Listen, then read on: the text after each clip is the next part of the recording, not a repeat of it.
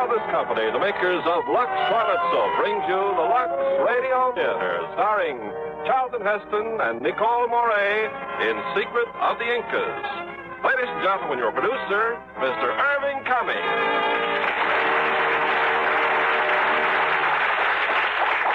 Greetings from Hollywood, ladies and gentlemen. Throughout the ages, men have been willing to sacrifice a great deal in the search for lost treasures, even their very lives. In tonight's play, Secret of the Incas, we will take you to the lofty Andes of Peru and the frantic race to find a fabulous sunburst of the ancient tribe of Incas.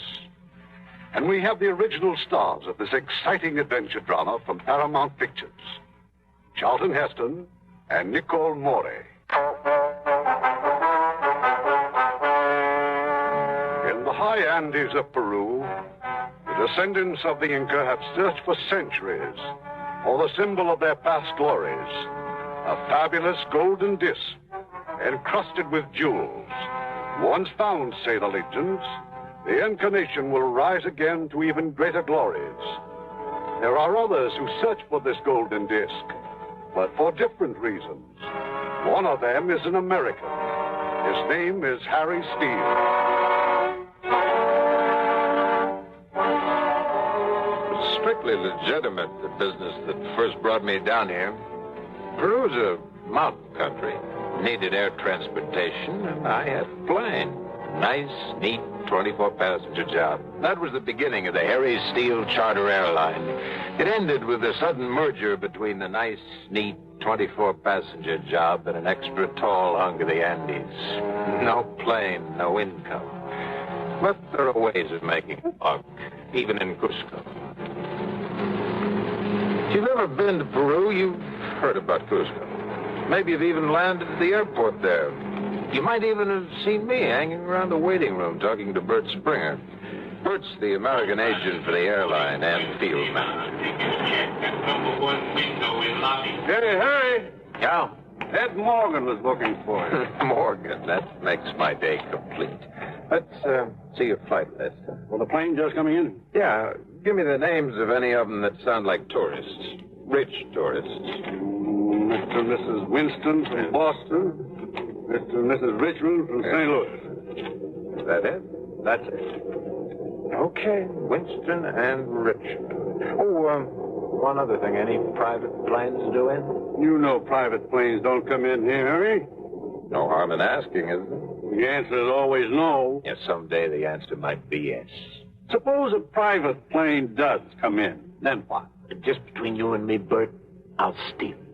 Arriving passengers will please bring their baggage in the lobby. You know, Harry, for a moment, I almost believed you. Yeah, so did I. Where'd Morgan say it'd be? At El Prado. You ought to stay away from that crook. Why? He makes me feel honest. Well, here come my pigeons. I'll see you, Bert. Okay. Mr. and Mrs. Winston. Mr. and Mrs. Richmond. Oh, Edgar, somebody's paging us. I am, madam. Welcome to Cusco, City of Light. I'm Harry Steele. The airlines asked me to guide you around the city. 100 soles a day, each.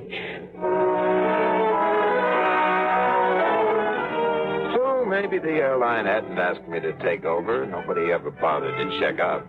I herded the Winstons and the Richmonds into a taxi and delivered them to the hotel. After that, I dropped by Ed Morgan's hangout, El Prado. Spotted a huge hulk of a man bending over the billiard table in the pool room. Morgan. I've been looking for you, Harry. Yeah, so I heard. I got a deal for you. How much? Why don't you ask what it's about first? Details come later. How much? I don't know. It's a girl.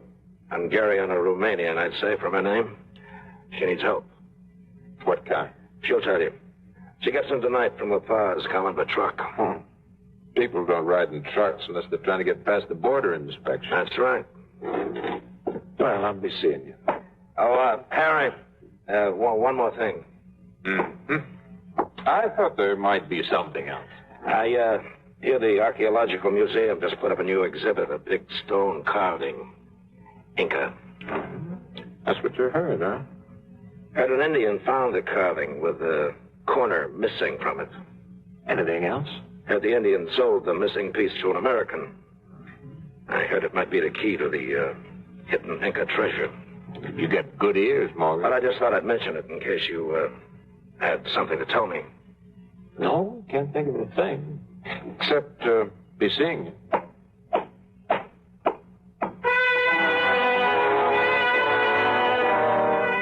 As I walked out, I could feel Morgan's eyes boring into my shoulder blades. Then, just as I reached the patio door, I jerked the knife out of the door and swung around. There's nobody inside, so I turned and headed back for the pool room. Morgan saw me coming, the knife in my hand. There ain't no rough stuff now, Harry. Funny thing just happened to me. You see this knife? Throw it on the floor, Harry. Who does it belong to? Not me. Who does it belong to? A friend of mine. That's what I thought. You tell your friend he needs a little practice. His aim is bad. Well, that's why I use aim, Harry. You don't figure I really meant anything serious. Just a friendly hint. Yeah. Next time you try hinting to me, Morgan, you better hire a guy that throws a straight blade, because if he doesn't, I'm coming after you. Now, you're quite a guy, aren't you, Buster? Big, good-looking. Figure you got everything. You know, I was like you once. I came down here to teach them the score. A quick million, and then home. 14 years I've been waiting for a line on that Inca treasure. Uh-huh. You waited till you're old and fat and tired, didn't you?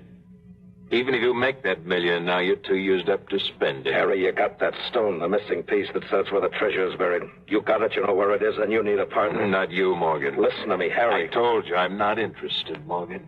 By the time I got back to the hotel, my party of tourists was unpacked, washed up, and panting to see the sights of Cusco. I gave them a quick whirl through the shops around the plaza, a hike through the university. For the evening show, I brought them back to the main dining room of the Hotel de Turistas. Me, I headed for the bar.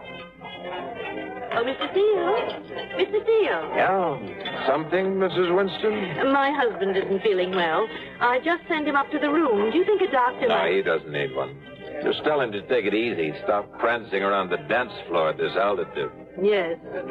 Cusco is over 2 miles high, isn't it? It is. Mr. Steele. Just call me Harry. Good. The altitude doesn't affect you, does it? I'm used to it. Good again. The orchestra's playing a rumba, Harry. Mm-hmm. I take my excitement in tall glasses. You know, you're quite an enigma. All afternoon I've wondered why a man seemingly as capable as you... buries himself in this half-forgotten corner of the world. A lot of people have asked me that, Miss Winston. Women? Yeah. You see, I came down here with an airplane. And it smashed against a mountain.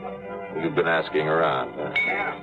Well, what was left of the plane paid my way out of the hospital, but I owe the Peruvian Mining and Transport Company 8,000 soles for gasoline and hangar space. Till I can pay it, they take a dim view of me getting an exit visa. An exit visa? Yeah. Maybe you'd like to lend me the money?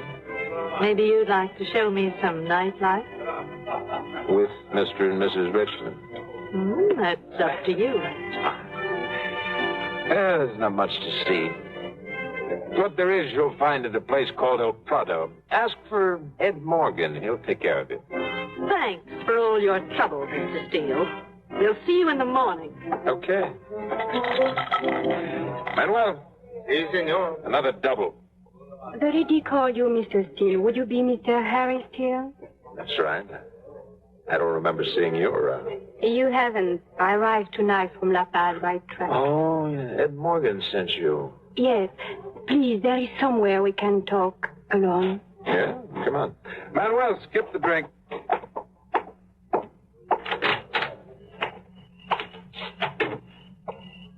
Hey, you've got seats somewhere in this patio. It is no matter. Mr. Steele, I am Elena Antonescu. Romanian? Yes, a refugee. How'd you get out? Under the fence? In a way. From Europe, I go to La Paz, and in La Paz, I hear that Mr. A. Morgan in Cusco can help me. Now, Mr. Morgan said it might be Mr. Steele. Call me Harry. Thank you. Just, what's this help to be? I want to get into the United States. Why don't you ask me something easy, like a nice little murder or a boatload of pennies? All I wish from you is to go north. If I can get even to Mexico, I will be that much closer to the United States. No passport, no papers. None. Besides wanting to come to Cusco, any particular reason why you left La Paz? The police. No visible means of support. They need glasses. Please, without your help, I'm in serious trouble. Now, how much money have you got?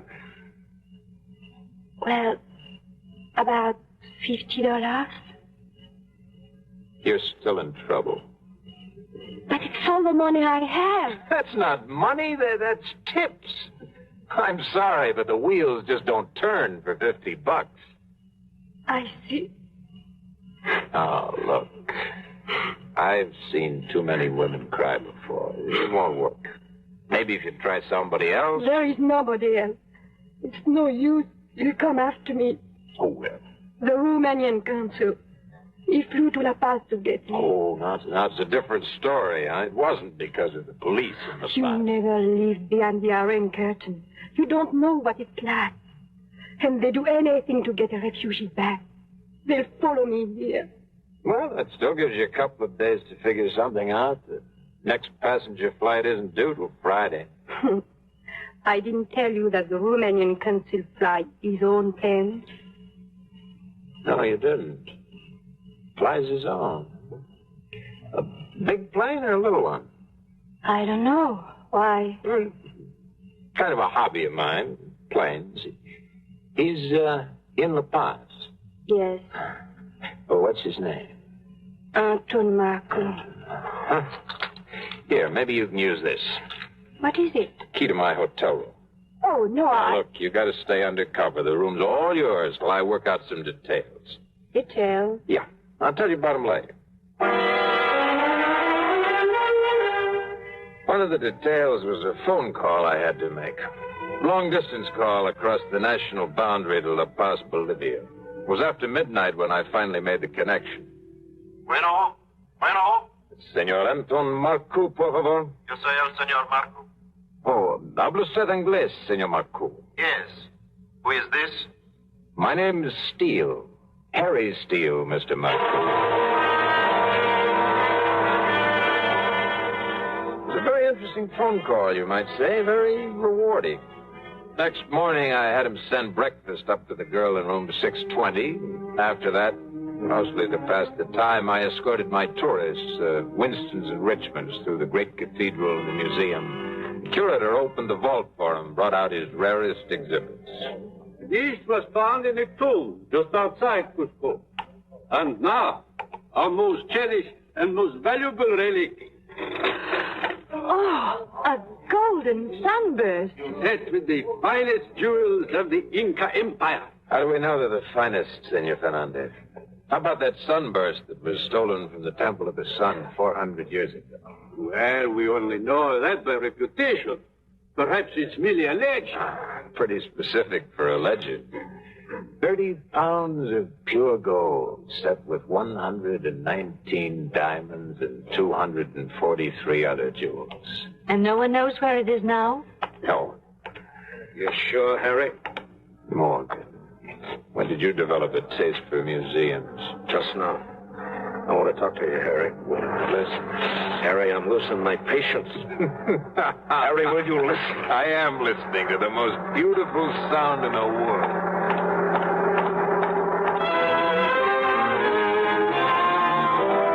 I got to the airport just as the plane taxied up the strip. Single-engine job, just right.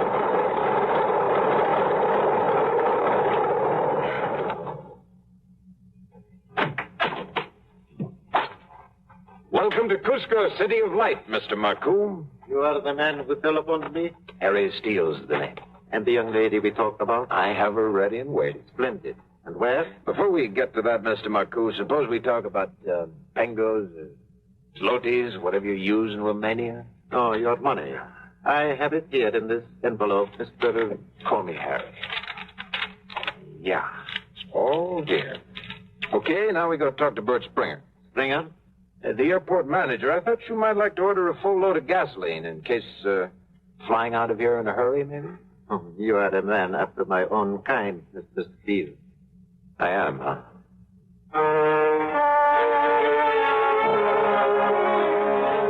Took Marcu to the hotel, checked him in, and told him he could meet his young lady in the bar in 10 minutes.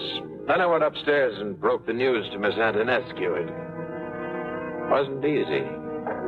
I've never seen such a look of terror come into a woman's eyes. Just for money? No. For Marcu's plane. I want that plane so bad I can taste it. I had to use you as the bait to get Marcu to fly it up here. And you expect him to give you his own plane? No. I'll get it, but I need your help. Then you are not ready to turn me over, Marcu. I never said I was going to. And when I fly out of here, you go with me. Mexico? We'll talk about that when we get the plane. How? All we need are the keys. That's your job. He's waiting for us in the bar? Right now. Then the sooner the better, Mr. Steele. Swell. Oh, Miss Antonescu. Yes? Call me Harry.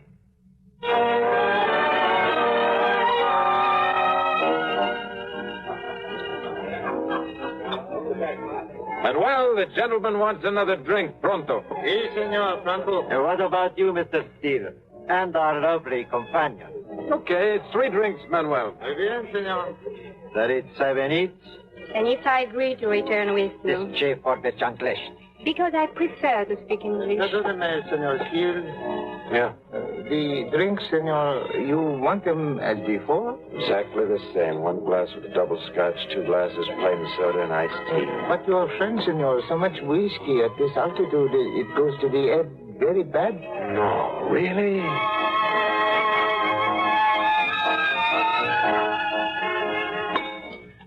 Good, it's 7 each. Elena, do it 7 each? Perhaps. Perhaps what? We are not talking to you, Mr. Steele. Elena, tak je novenic komine. Tak je novenic komine. Oh, yeah, we got that part. What else? Tak je novenic komine. Mr. Steele. Yeah, right now. The keys are in his hip pocket. I'll put you in the patio. Manuel? Senor? Maybe you better help Senor Marcu to his room. Uh-huh. Yeah, you know how it is. Too much whiskey at this altitude, it goes to the head very bad. Si, very bad, senor.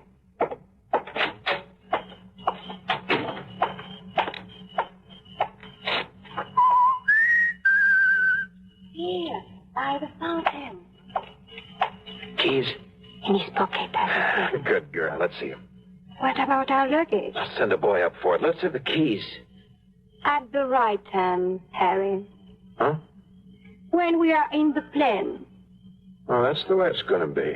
Just when I thought you were beginning to trust me, Miss Antonescu. Call me Elena.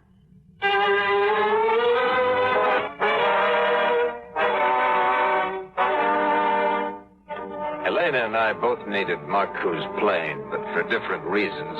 Timing was everything. We reached the airfield at exactly midnight. That's when the lights in the administration building turn off. The only other light was in the hangar. Marcu's plane was right outside at the head of the runway. Made a wide circle around the hangar just to be sure of everything. Harry. Yeah, soldiers. They're right inside the hangar. That must be their jeep alongside Marcu's plane. Then it's impossible. Maybe not. I think I can get rid of them. You have a gun? No. Here's what we do. You start moving toward the plane. Keep to the north side of the hangar so they won't see you. And when the soldiers run out of the hangar, you beat it to the plane. Understand? I think so. All right. Unlock the plane, get inside, and unlock the instrument panel. About that time, I'll be alone. You sure? No. Now start walking toward that plane.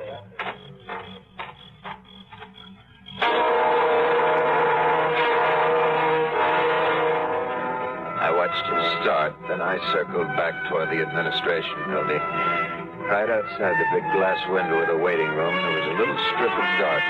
That's where I found the rock.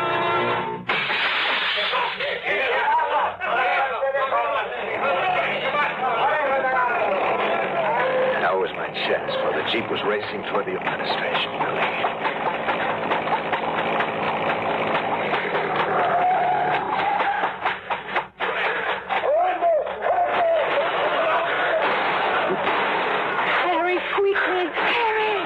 Maybe. I'm lost if I know how, but there are so many switches. That's my job. Please fasten your safety belts.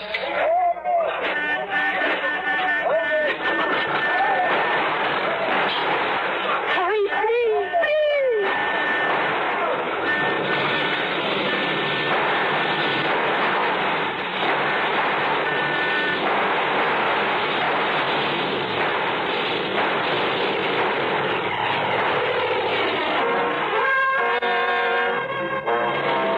Lights of the Jeep faded away below us as I circled for altitude. We had 8 hours worth of gas, more than enough for my plans.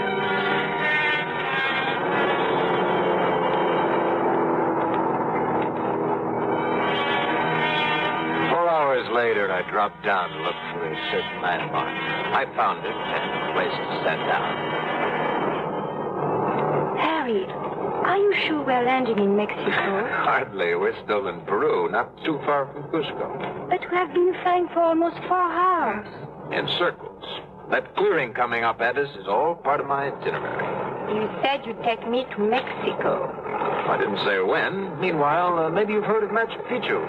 No? It's an ancient city of the Incas. You'll see it in a few hours. Why do you want to go to this place? It's out of the high-rent districts.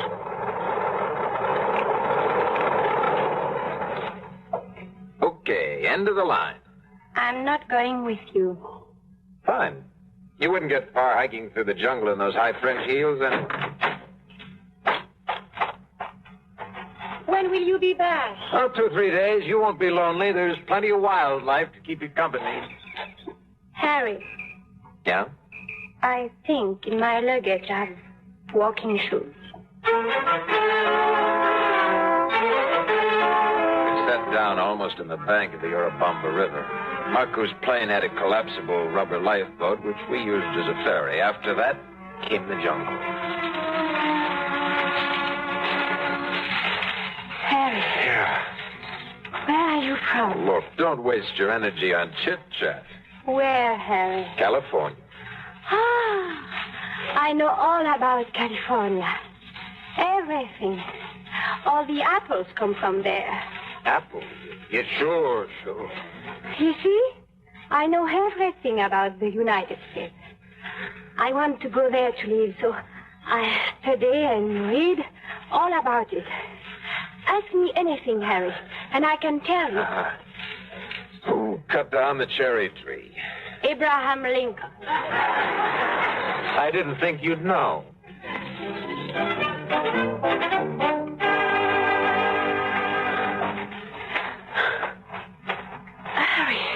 Harry, please. I can breathe. That's the altitude. Oh. Sit down for a minute. It's cold. The altitude. The altitude. Might as well get used to it. Machu Picchu's still higher. You have friends there? I hope not. Nobody goes there. It's just ruins. Huge city of stone built in a mountaintop. The Incas left it. It was lost for 1,000 years. A city of stone. And that piece of stone which you carry, is it from that city? What piece of stone? In your coat pocket. Twice I have seen you take it out and look at it like a man looks at a woman when they are in love. Maybe this sort of look. No, you cannot pretend it. Maybe this sort of kiss.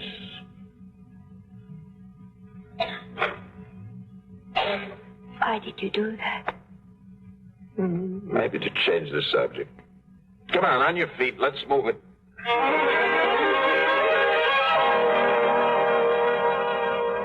It was late afternoon when we reached the crest of the mountain. We came to a precipice with a sheer drop of thousands of feet. Below us was a mist of fog. Then, slowly, here and there through the fog, we made out solid forms, towers of stone. Huge, gigantic, unbelievable towers of stone. Machu Picchu. It is. How can anyone describe it? A dream. Uh-huh. And this one's going to come true. Harry. I hear it.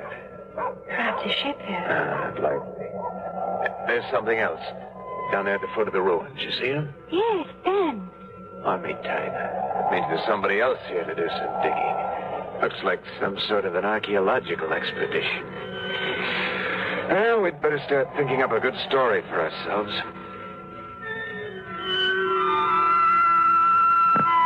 We reached the floor of the valley and started toward the tents. It was a good-sized camp. Beyond, coming down from the ruins, was a long procession of Indians. That's where the music was coming from. We walked almost into the center of the camp before we spotted one of the archaeologists. He was a tall, good-looking guy. Stared at us as if we were some sort of mirage. Hello there. Dr. Livingston, I presume. Oh, Moorhead is my name. We don't have a Livingston with our expedition. Oh, I see a joke. My name's Steele. Harry Steele. This is Miss Elena Antonescu. Pleasure, Miss Antonescu. May I ask how in the world you two happen Our to be... plane was forced down. Mr. Steele is my pilot. Yeah, we ran out of gas. Made a landing about 10 miles back. Some natives told us you were up here. We hoped you might have gasoline. Oh, I'm sorry, we have no use for it, I'm afraid. There is gasoline at Tampu, Dr. Moorhead. Tampu, of course. Miss Antonescu, Mr. Steele, may I present Colonel Cardoza? How do you do? How do you do? I am honored. Well, I'm in charge of this expedition. It's Colonel Cardoza who's the final authority. The colonel represents the Peruvian government and sees to it that we don't appropriate any valuable souvenirs. Found anything that fits that description? And this afternoon, Mr. Steele, in one of the tombs, we found the mummy of the Mama Cuna. The Mama Cuna? The high priestess of Machu Picchu. It is her mummy which the Indians are now bringing down into the camp. It requires great ceremony. Mr. Steele, about your gasoline problem. Oh, yeah, the gasoline. I'll shortwave to Tampu, that's our supply base, and ask them to send up some fuel by pack train. Oh, you have shortwave, sir? Oh, naturally. We're very much in touch with civilization up here. Really? It's comforting to know, isn't it?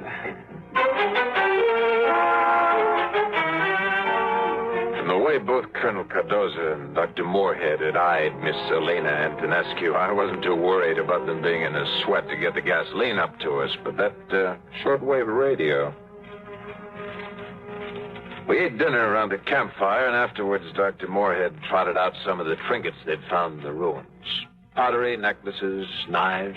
The whole show was for Elena's benefit. Beginning to disappear when these objects were made. We believe that the finest specimens are still to be found somewhere in the ruins above us.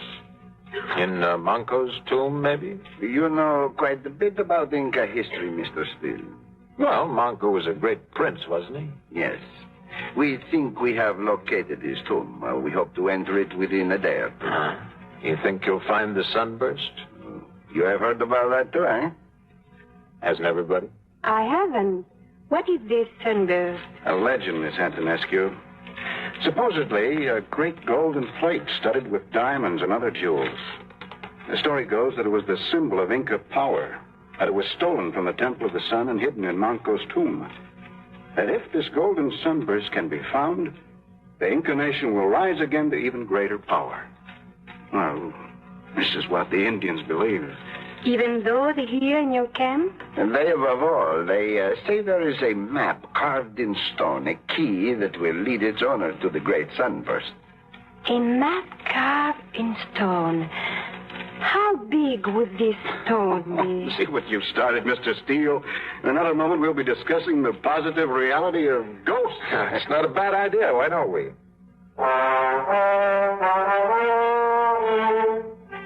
Later, I got the jump in the competition.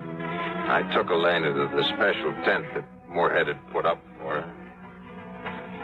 Harry, I know why you wanted to come here. I figured you did. Suppose I tell Moorhead or Cardozo. You won't. Not unless you want to get sent back to Romania for your trouble. Your only way out of Peru is with me. You forget something, Harry. The radio. What about it? All they must do is contact any station. They will hear about us. That we stole the Marcos pen. I don't know. Cardozo tried to use the shortwave just a little while ago. Seems it was out of order. You take care of everything, don't you, Harry? Everything. You just relax and have sweet dreams. Yes. Good night. Good night. Harry. Yeah? Today, while we were climbing the mountain, we stopped and you kissed me. I did. You remember it, Harry. Why did you do it? I haven't the faintest idea. Good night.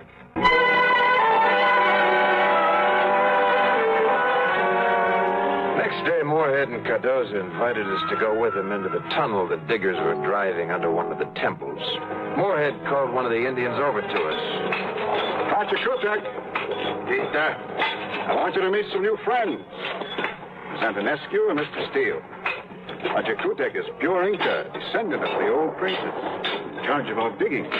The Indian gave me a cold stare and then spat in the ground. Isquilla, Bruno. Pachacutic. Tell him I understand Quechua very well.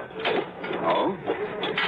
Then I must apologize. Why? What did he say? He said I have a gray face. The Indians say that for someone not to be trusted. Liar, cheat, even a thief. What do you think, Dr. Moorhead? Please, this is most embarrassing. But then everyone's nerves are so keyed up. You see, according to our calculations, Blanco's tomb is directly ahead of us. We may break through at any moment.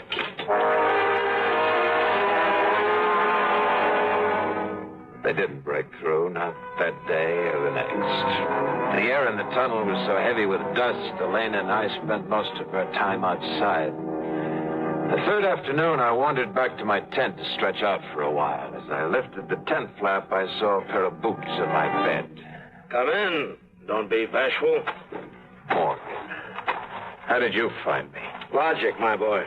You stole Marco's plane, but it never turned up at any of the airfields within range of your gas supply. So I figured you hadn't tried to go very far. Maybe just far enough to be near the Inca treasure. Hasn't been found yet. But soon? I think they're on the track of Manco's tomb. And the Sunburst, it'll be there. That's what it says in the stone. And you still got the stone. What do you think? Hand it over, Harry. No. Harry, maybe I should remind you that we're in business together, and it's big business. We just had a meeting, and we selected a new chairman of the board. These 6 votes are for me. And the little man with the big gun wins. The stone, Harry. It's in my pocket. All right, take it out. Throw it over here on the bed. Ah, that's nice, Harry. That's real nice. Well, your feelings are good. What about me? What's our deal? 50-50. We get the Sunburst, and we get out of here together. When we get back to civilization, we split everything. You trust me, don't you, Harry? Oh, sure, completely. What about the girl? I like girls. This one, she could wind up with all I've got if she works at it. You crumb. Mr. Steele. Pachacutic, duck that gun. Okay. Mr. Steele, is Pachacutic, sir. Yeah? What is it? Dr. Moorhead and Colonel Cardozo asked you to come to tunnel. Manco's tomb has been found. All right, I'll be there. Thank you. Well, don't look so unhappy, Harry. That's good news. It's the best.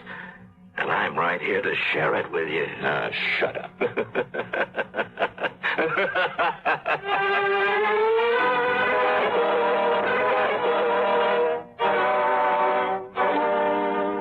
I figured I'd have to talk fast to alibi the arrival of Morgan at Machu Picchu, so I told Moorhead and Cardoza that just before the plane crash, I'd managed to send out a radio call. Morgan had picked it up and had come searching for us. But in their excitement, they hardly listened to my explanation. Gentlemen, this is the most important day of my life. Think of it. The tomb of Manco found. A great event, yes. I suggest we all have a drink on this. Right now? But the tomb is... We breached the wall, but we won't explore the interior until tomorrow. Tomorrow? Yes. Pachacutec has requested a delay in order that his people may perform the required ceremonies. Now we must have ceremonies? Well, of course. This is an event of great religious importance to the Incas. But that's no reason for us to put off our own celebration. No. Mr. Steele, Mr. Morgan, if you would care to join us. Yes. Count us in. Yeah. By the way, Dr. Moorhead, I've been thinking of doing a little hunting up here. You mind lending me a rifle? Oh, I'm afraid there's no game up at this altitude. We're too high. Well, I might be lucky. I'll find something to shoot at. No, we do not have any firearms, Mr. Steele. There is no use for them. Ah, that's a real disappointment, isn't it, Harry? Not a single gun in camp. Well.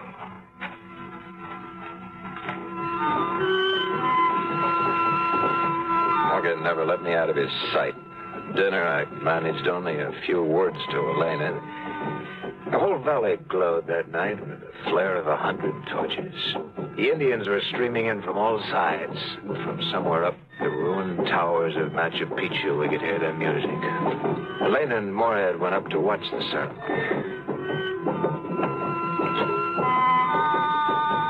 You are a very quiet man, Doctor. You make me feel comfortable. And yet there's so much I'd like to tell you. I'm listening. You probably find it difficult to understand the excitement occasioned by archaeological findings, but I believe the science of archaeology reached its very peak in Egypt, in the Valley of the Kings. The tomb of King Tutankhamun. An enormous room lined with gold, a gold sarcophagus.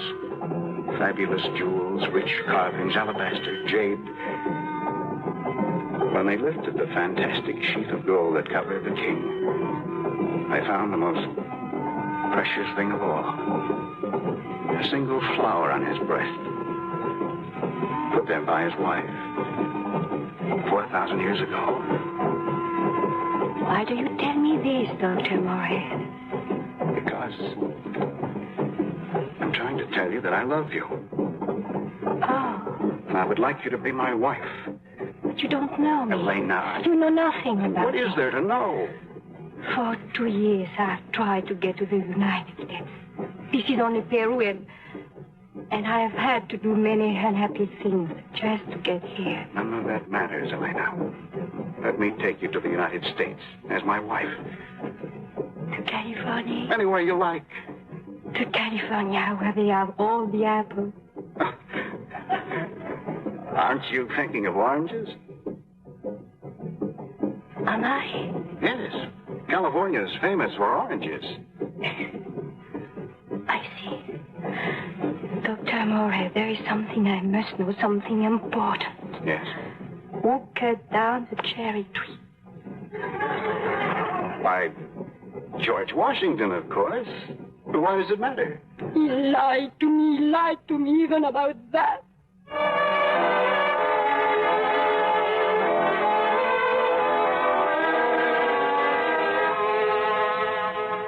You lie even about George Washington and Abraham Lincoln. You cannot tell the truth. I can never trust you. You can't trust the doc, is that it? He has to marry me. It is not funny. Yeah, I guess it isn't. It's just all wrong. A girl like you're made for somebody like me, and you know it. We go together like fire and smoke. No, never. I can do without you. You know why? In my country, when you want to know what kind of man a boy will be, you look at his father. Yes. And this friend of yours, this Morgan, he could be your father. Morgan? That thieving lump of blubber? Yes, Harry, I can see him in your eyes. The way you think, the way you talk. One day you will not be Harry anymore. You will be him.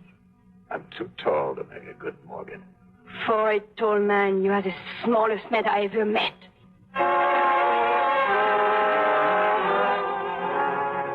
back to my tent. Found Morgan holding the piece of Inca stone under the oil lamp and muttering to himself. It doesn't make sense. The carving on this stone doesn't look like anything I've ever seen before. Ever seen a mirror? A mirror? Yeah, that's what one of those circles is supposed to be. Now, you can read it like a book, huh? Like a book. Looks like I'm going to have to depend on you after all, doesn't it?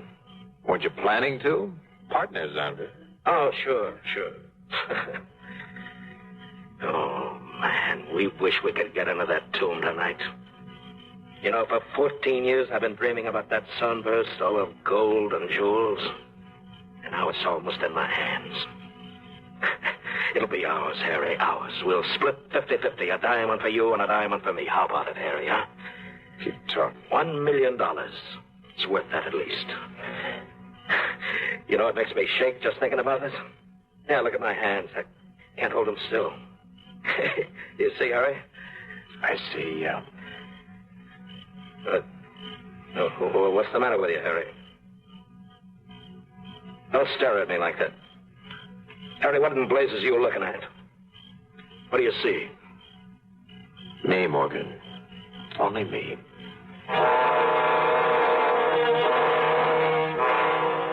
Next morning, we all entered the tunnel together. Moorhead, Cardoza, Pachacutic, Elena, Morgan, and me. The beam of Moorhead's flashlight showed a hole about the size of a man's head broken into the wall of the tomb. First, it had to be made bigger. How do they know this is Malcolm's stone? By research, Miss Antonescu. At least we're reasonably sure. You mean you're not positive it might turn out to be a dud? No archaeological find is a dud, Mr. Morgan.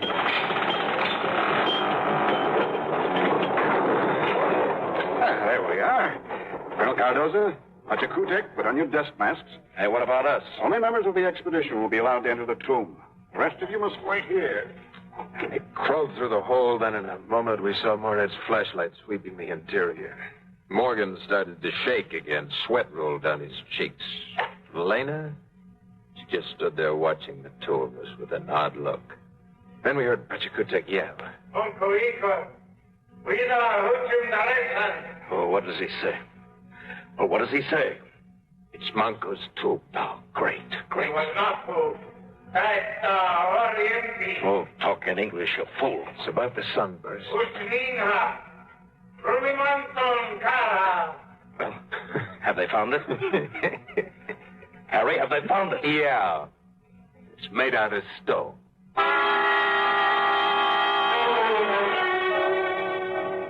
Moorhead and Cardoza had never believed in a golden sunburst, so they weren't disappointed. They'd found Manco's tomb, his mummy, and enough pottery and knickknacks to keep him busy for weeks. But the Indians in the camp, they took the news hard. There was no music that night, only silence and a cold wind. It is very sad for them, is it not? Oh, I didn't see her. It is like when one has believed in something or somebody, and they learn it is hopeless. Only the Indians will believe again. Pachacutic's been telling them the sunburst will be found somewhere, sometime. And you, Harry, will you go on looking? Sunburst would have been nice, but I've found something to take its place. But, Harry? You. No, you haven't found me. It's Moorhead after all. I'll give him my congratulations, just in case I don't see him again. You're leaving? Yeah, tonight. I went back to the tent. Morgan and I talked for a while, then we turned in. When I heard him snoring, I slipped out of bed and rummaged through his jacket. Found the stone all right, one of the pockets. 10 minutes later, I crawled through the opening into Manco's tomb. Just as I'd expected, Moorhead and Cardoza had left their equipment in the tomb. Flashlights, crowbars, carrying sacks. Mummy of Manco was in the center of the room. At the far end was a great stone throne, and above it, the stone sunburst. I played the flashlight on the sunburst. was highly polished stone. It shot back the light at me like a mirror. The stone map showed the carving of a mirror. I turned to see where the rays reflected by the sunburst would focus in the opposite wall. Yes, they pinpointed just one particular slab of stone. I grabbed one of the crowbars.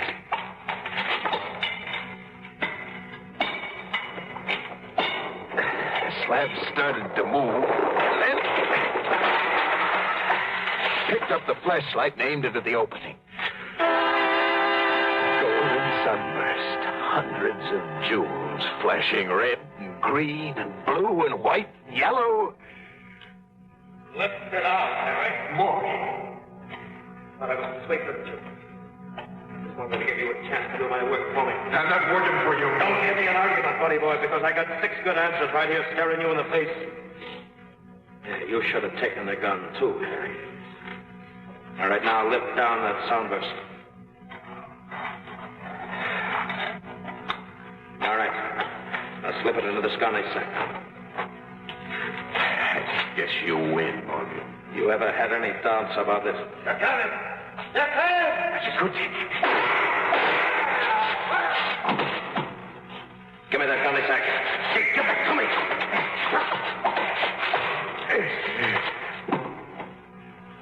Thanks, Harry.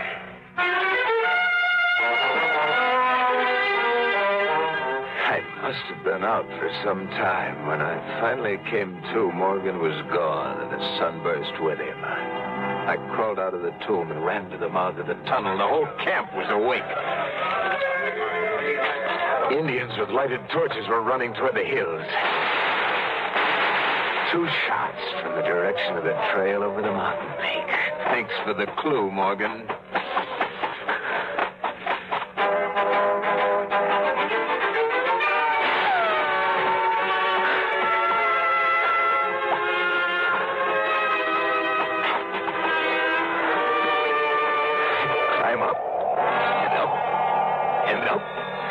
Finally, the trail ran along a narrow shelf of rock hanging out over sheer space. Empty, black space. That was your last bullet, Morgan. Number 6. Morgan? Morgan! Harry? Harry. Hold me up, Harry. It's my knees. They just buckled under me. It's the altitude. I want that sunburst, Morgan. I'm an old man, Harry. There's nothing left. Nothing.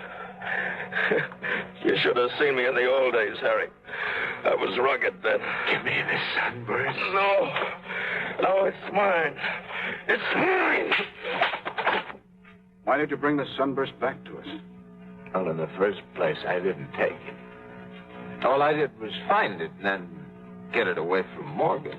Speaking for the government of Peru, Mr. Steele, I wish that there were some way in which we might show our appreciation. You can. You can tell me where I'll find Miss Antonescu. I believe she's in her tent. Thanks. But there might be one other thing, Colonel.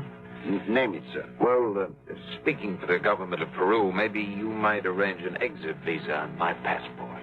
It shall be done. Thank you.